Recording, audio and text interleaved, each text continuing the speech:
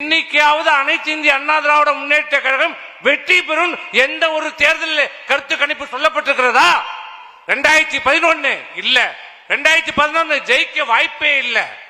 2021 அண்ணா திமுக காணாமல் போயிடும்.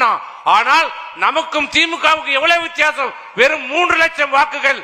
அது நம்முடைய துரோகிகள் சில செய்த தவறு, நாம் செய்த சில தவறுகளால் இன்றைக்கு திமுக ஆட்சியில் இருக்கிறது. மக்கள் வாக்களித்து திமுக வெற்றி பெறவில்லை.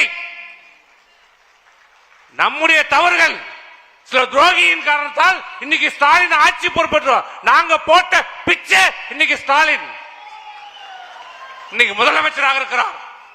ஆகவே தயவு செய்து இந்த ஊடகங்களிலும் பத்திரிகையிலும் வருகிற கருத்து கணிப்பு என்ற பெயரிலே தினந்தோறும் மாலையானால் 4 பேர் ஊர்ல 4 பேர் சொல்லுவான், 4 விதமா பேசுவான்.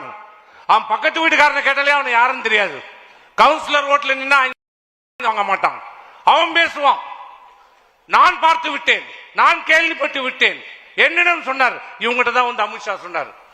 விளக்கு வச்சு பார்த்தவனுங்க பக்கத்திலே அப்படியே விளக்கு வச்சு பிடிச்சி பார்த்தவனுங்க சொல்லுவானுங்க, அண்ணா திமுக இது நடந்து விட்டது, அது நடந்து விட்டது. சண்முகம் இன்றி வெளியேறுகிறார், தங்கமணி போகிறார். எங்கயா போனோம்?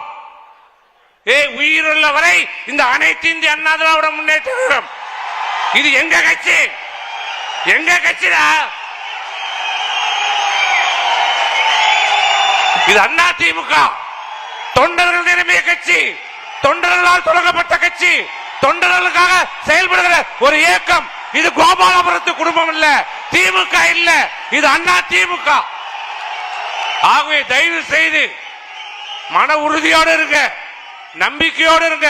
உங்கள் தைரியம், உங்க மன உறுதிதான் அண்ணா திமுகவை எடப்பாடியார் 2024 மீண்டும் தமிழ்நாட்டுடைய முதலமைச்சராக நாம் அமர வைக்க வேண்டும் என்பது கூறி விடைபெறுகிறேன். நன்றி, வணக்கம்.